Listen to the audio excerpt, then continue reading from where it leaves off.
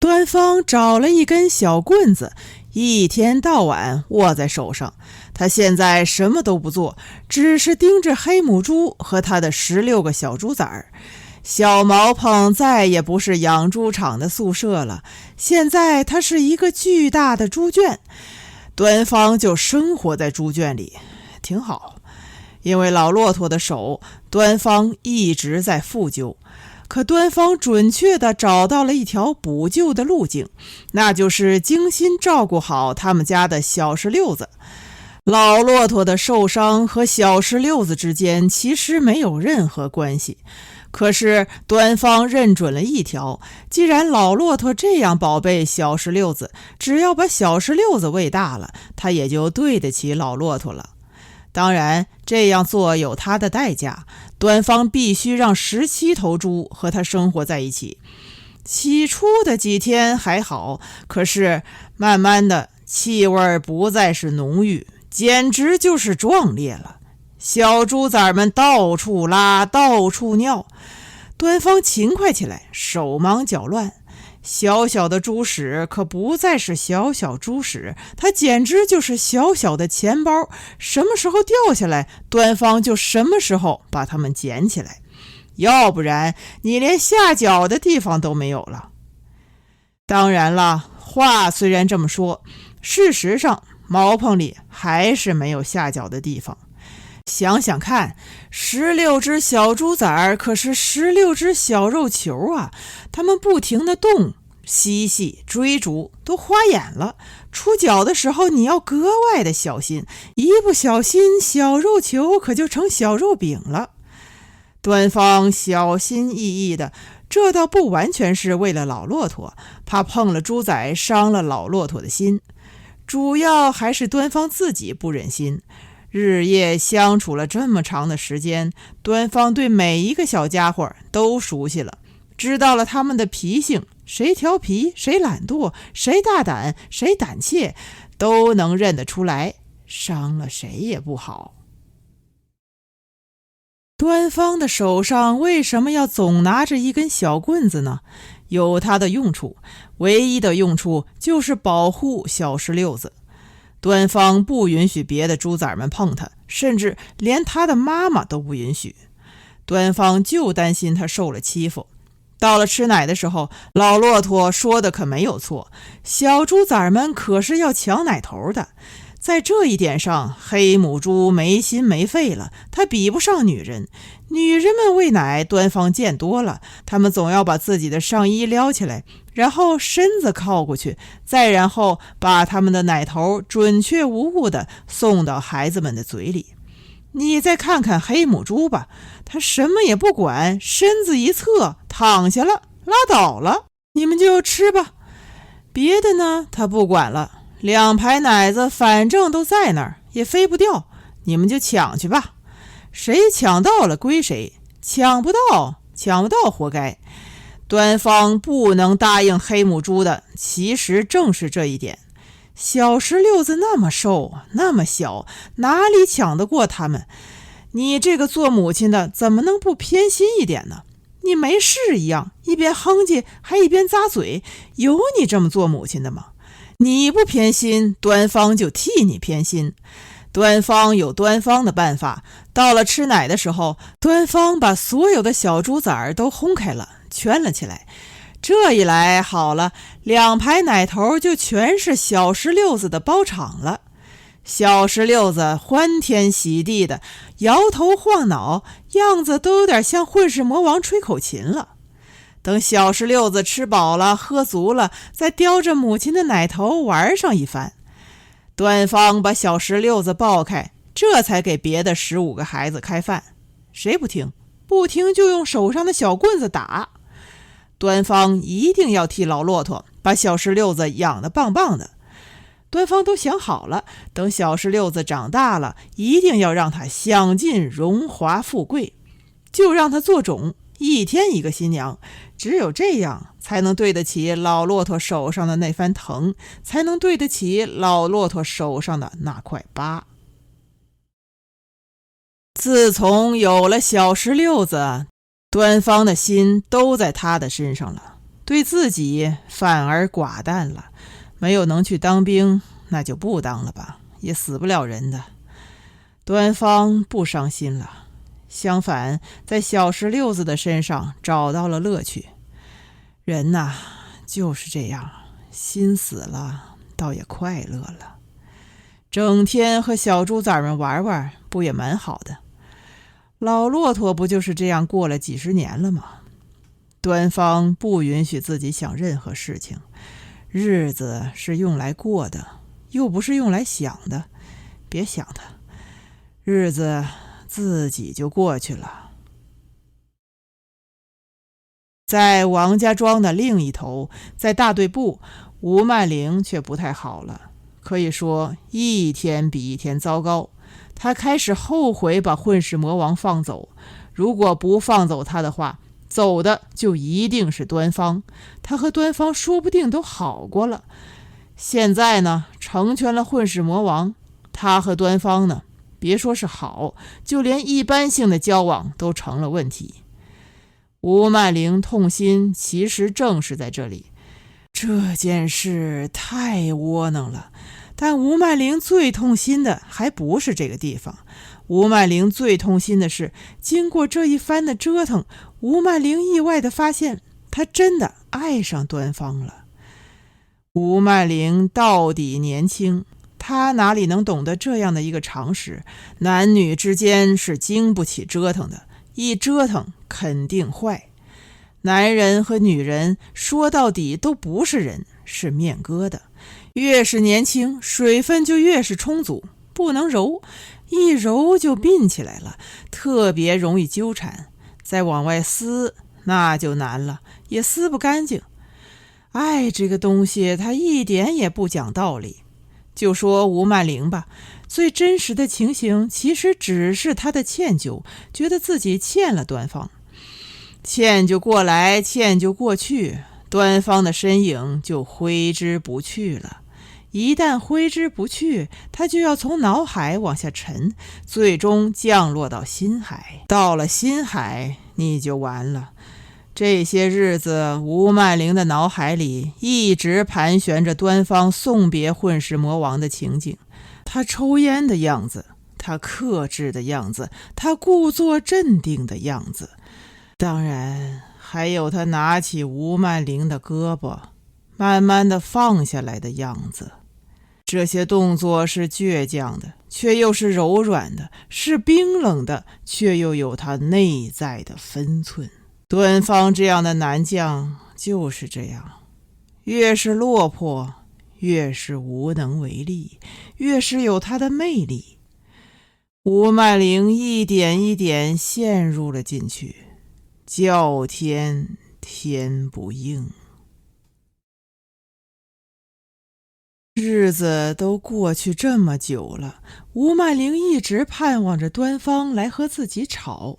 吴曼玲真的盼望，这么一来，吴曼玲起码还有一个解释的机会，同时也就有一个承诺的机会，他们的关系就有了余地。端方就是不来，吴曼玲也知道的，端方不会来的。这是端方可恶的地方，可恨的地方，也是端方令人着迷的地方。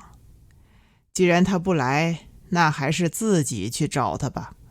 可吴曼玲也不太敢，万一谈不好，再捞回来就不容易了。吴曼玲一点办法都没有，要是现在能有一个媒婆就好了，帮他们撮合一下。吴曼玲扭捏几下，最终一定会答应的。可是最好的日子早就被自己耽搁了，谁还有这个胆子给支部书记做媒呢？不会有的。人的一生真是被安顿好了的，哪一步都耽搁不起。真的耽搁了，这里头的冷暖就只有你自己知道了。吴曼玲整天都把自己关在屋子里头，好像是在等待什么，其实什么也没有等。但骨子里头还是在等。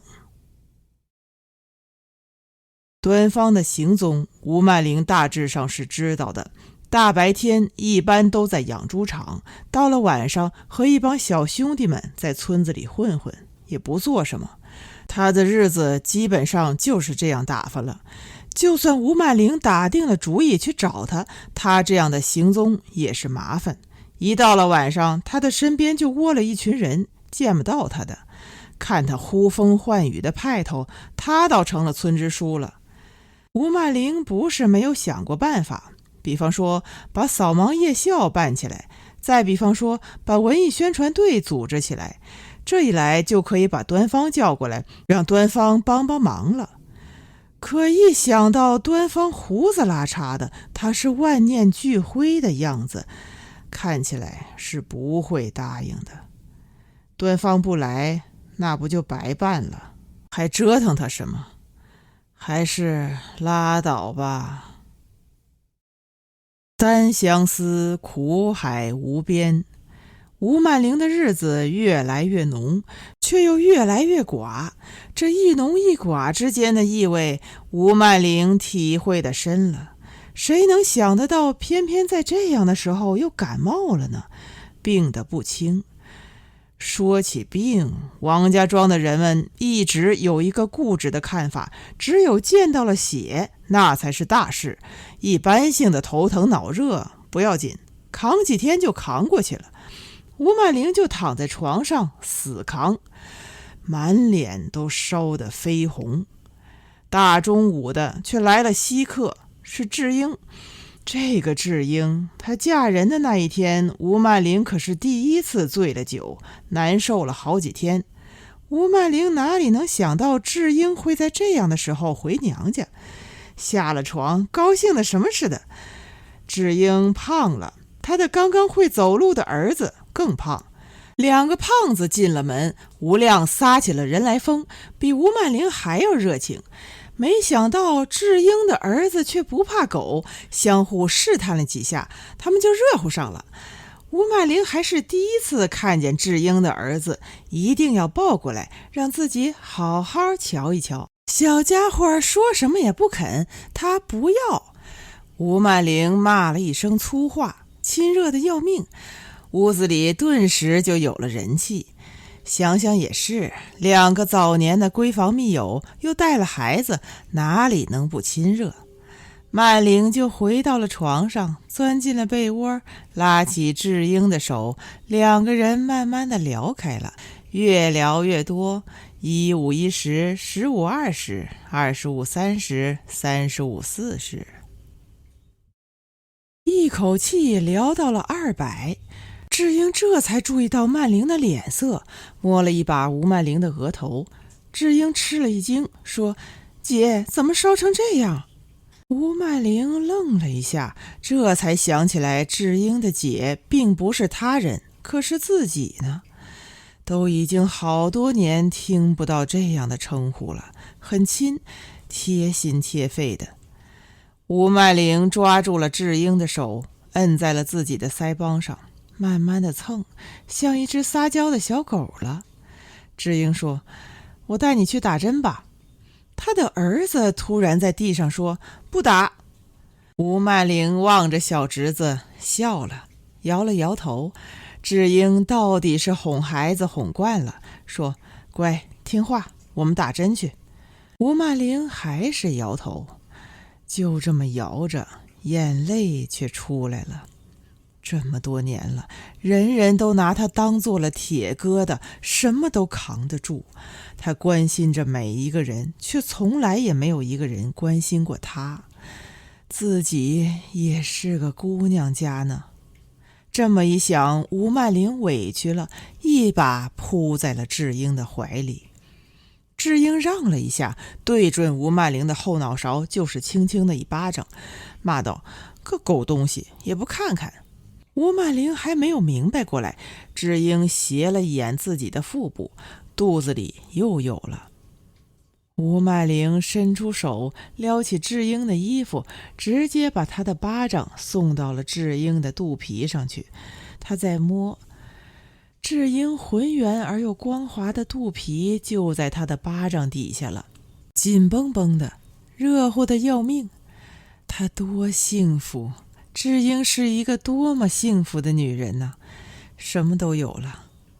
吴麦玲一阵伤怀，自己却是什么都没有的。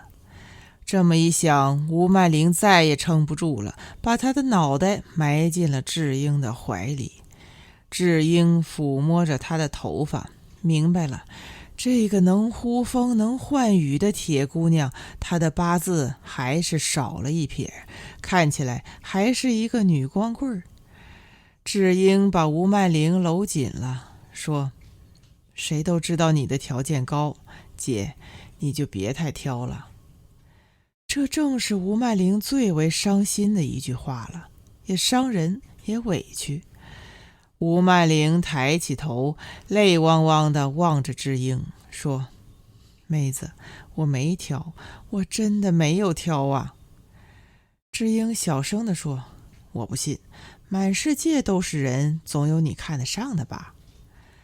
话题一到了这儿，吴麦玲不说话了，目光也恍惚了，这又是她心中的一个痛，说不出口的。智英捅了吴麦玲一下子，说：有的吧。吴麦玲看了一眼门外，说：有倒是有的。智英挪动了一下屁股，说：谁呀？吴麦玲沉默下来，只是愣神。智英说：谁呀？告诉我，谁有福气做我的姐夫？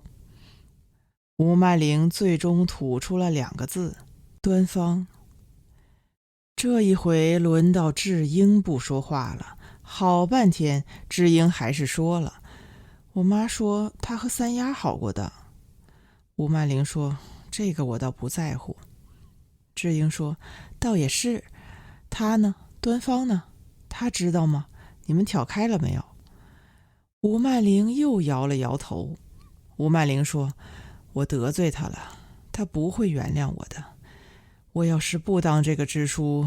智英打断了吴麦玲的话，急切地问：你怎么会得罪她呢？八竿子也打不着啊。话说到这里，吴麦玲没法往下说了，这里头牵扯到混世魔王，牵扯到他的噩梦。不要说是对智英，就是对自己的亲妈，吴麦玲也要守口如瓶的。吴麦玲一脸的怅然，说：咱们不说这个了吧。智英叹了一口气，说：你呀，总是把什么都闷在心里，还是这样，这怎么行呢？你看上了人家，人家又不知道，这怎么行呢？我去给端方说去。吴麦玲一把拉住了。吴麦玲说：听天由命吧。这句话不像是吴麦玲说的了。智英虽说嫁出去了，可毕竟在王家庄待过那么多年。吴麦玲最不喜欢的一句话就是听天由命，不论是在会议上还是在高音喇叭里，吴麦玲说的最多恰恰是人定胜天。智英把她的双手放在吴麦玲的大腿上，说：姐，你忘了你说过的话了？我说过什么？你说人定胜天，这要看什么事，要具体问题具体分析的。什么具体问题具体分析？都是你放屁，是你抹不开面子。你这头母驴我还不知道，又不肯下腰，又不肯弯后腿，那怎么行？不能什么事都得让人家来求你，这种事不能的。要说呢，端方真的配不上你，可这要看你待在哪儿了。你要是愿意从树上爬下来，依我看，端方又配得上了。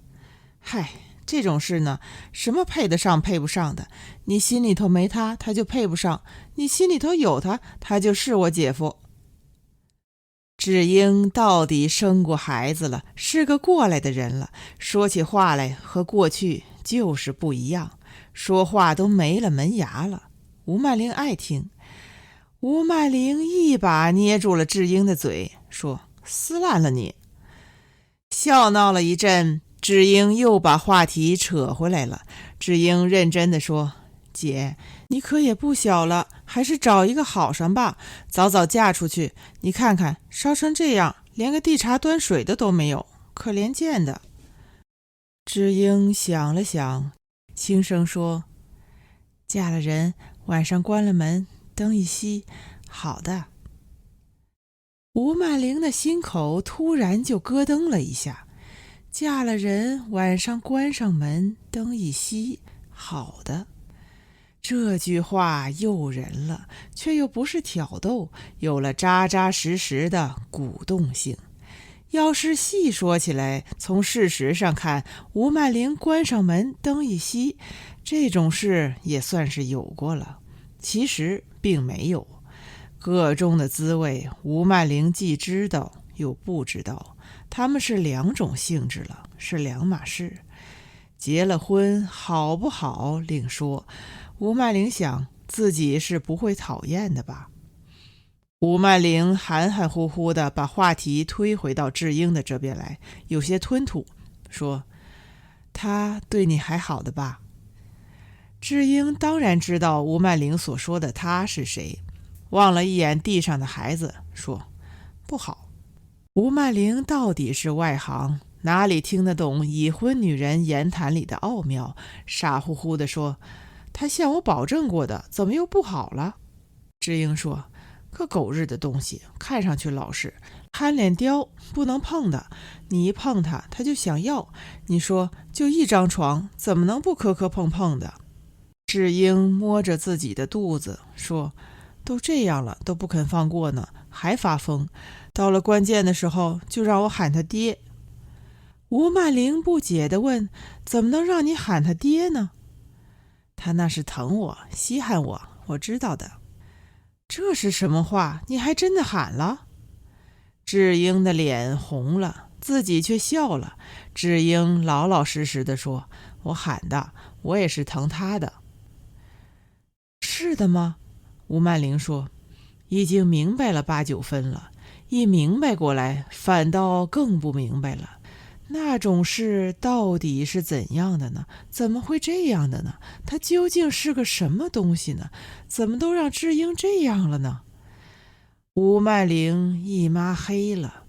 智英给他打开了一扇小小的窗子，看起来生活不止在屋子的外头，它藏在屋子的里头呢。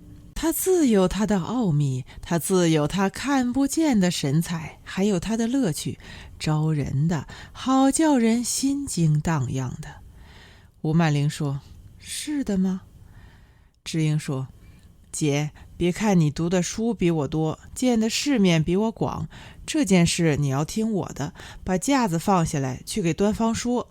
端方又不傻，他哪里能不知道你的好，只怕是高攀不上呢。什么得罪不得罪的，只要好上了，男人没有那么小的心眼儿，听我的，没错的。吴曼玲突然拉着智英的手说：智英，你喊我妈吧。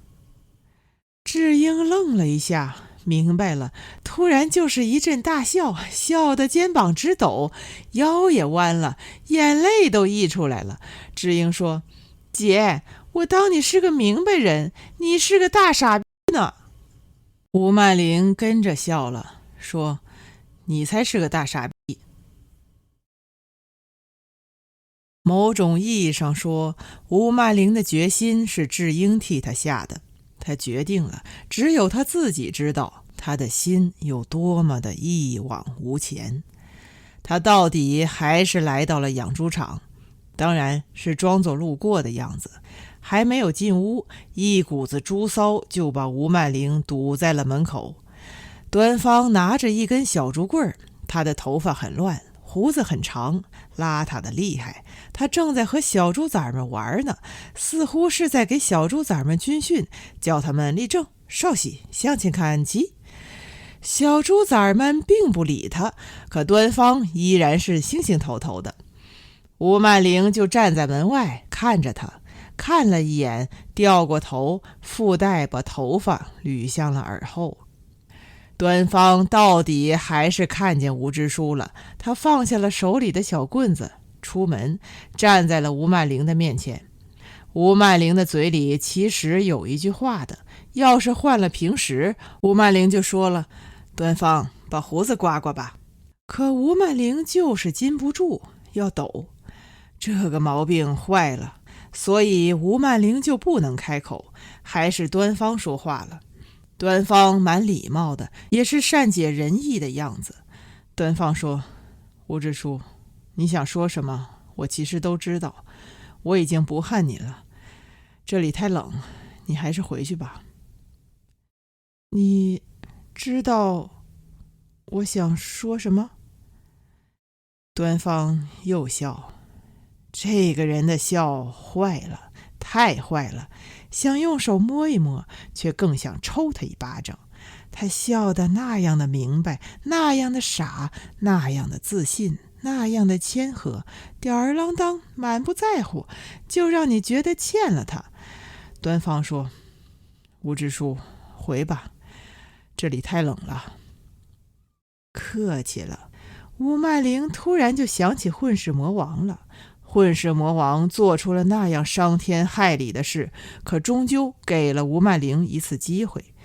可见端方连混世魔王都不如。这个人坏，太坏，他的心是铁打的。吴曼玲的抖动已经传染到嘴唇了，他再也顾不得自己是王家庄的支部书记了，急了，一下子乱了方寸。端方，吴曼玲说：我知道你的心，你怎么就不知道我的心？因为是脱口而出，吴曼玲的这句话其实把所有的底牌都亮出来了。话说到这里，谈话的局势就已经结束了。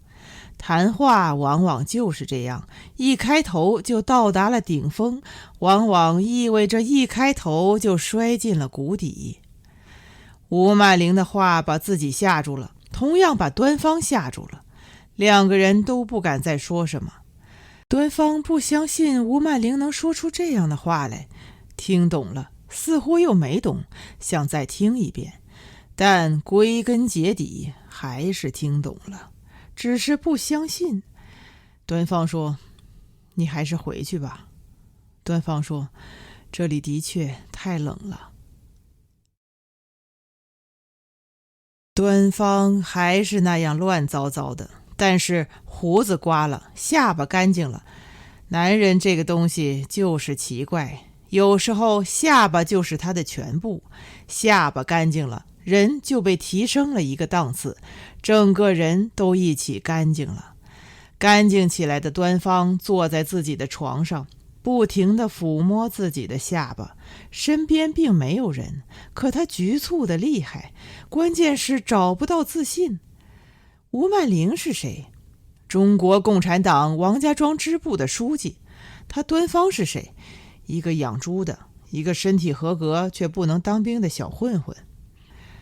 端方躺下了，心里头想，吴曼玲好是好，但是这是一个能娶回家的女人吗？不娶可惜了，娶了往后还有日子过吗？那可要实行无产阶级专政的。怎么突然冒出这么一档子事儿来的呢？太突然了。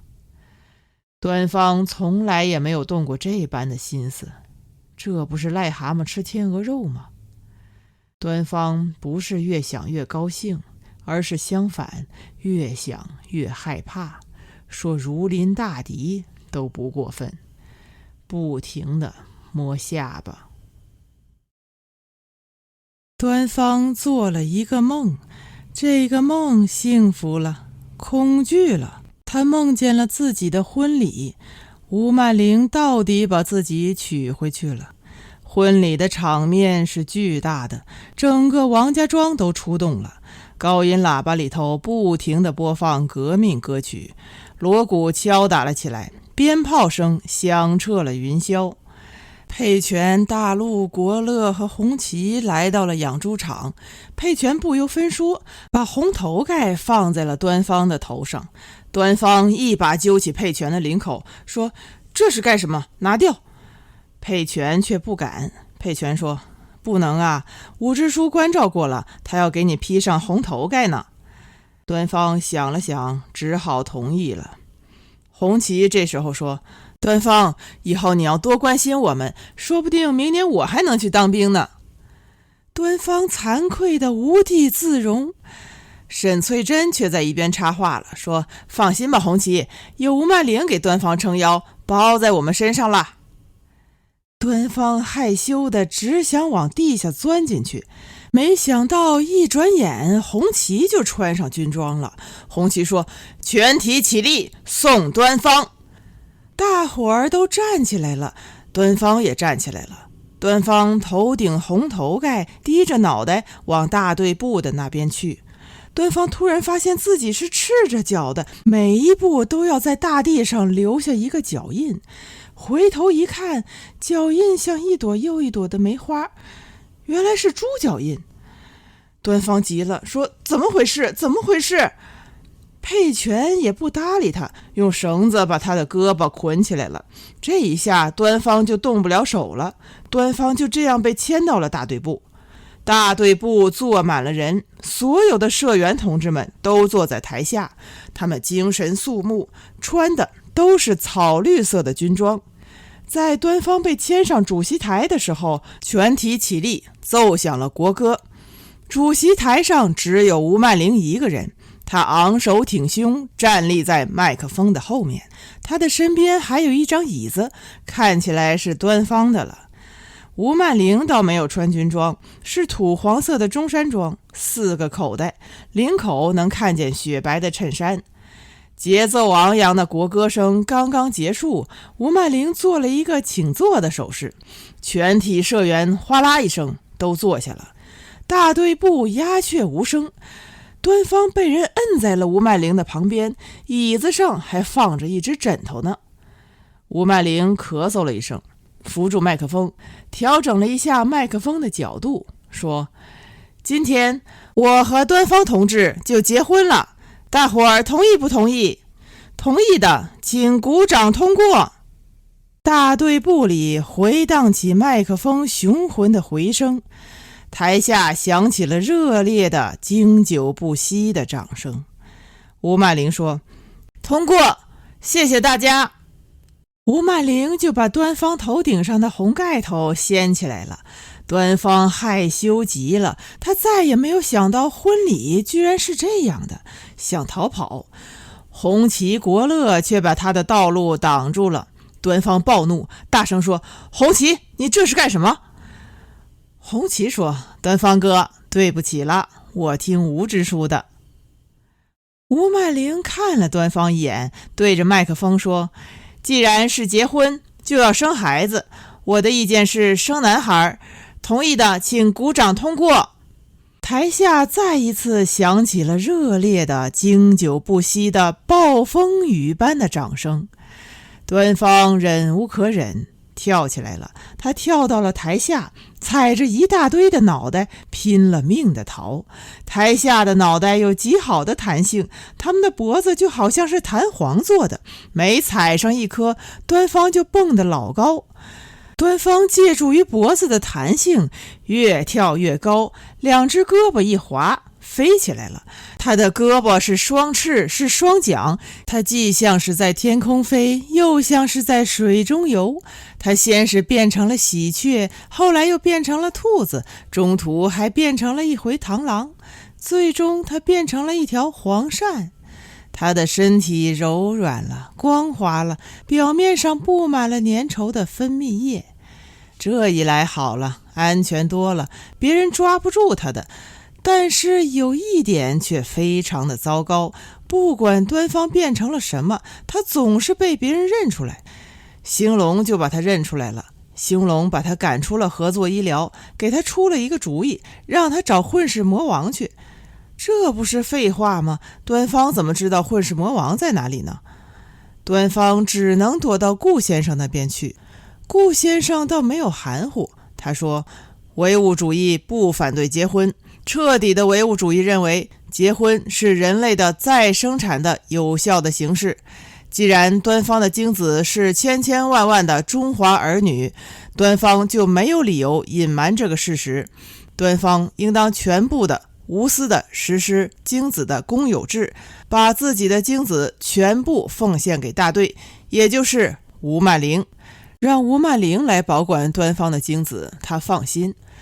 端方只能再逃，相对来说，孔素贞却要客气一点。她非常遗憾地告诉端方，她已经不能阿弥陀佛了。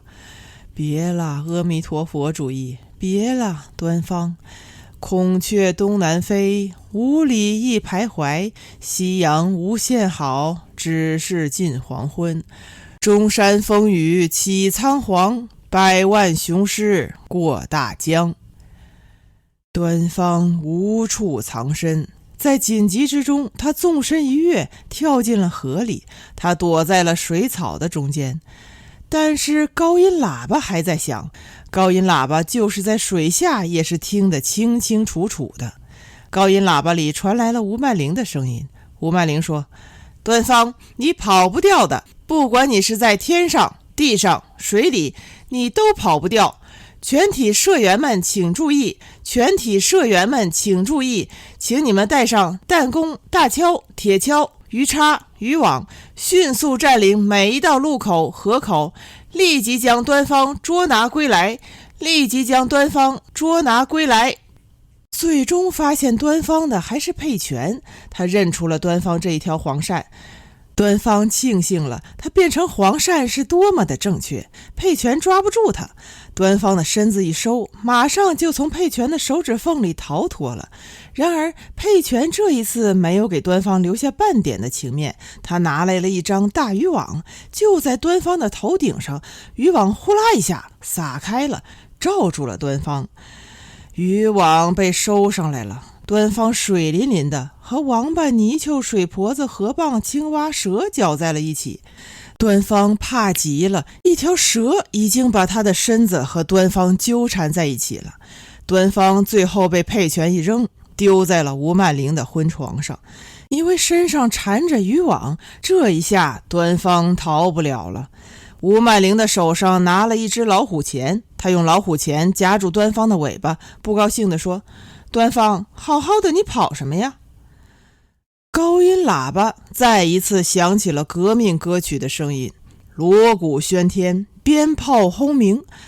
端方一下醒了，浑身都是汗，天已经大亮了。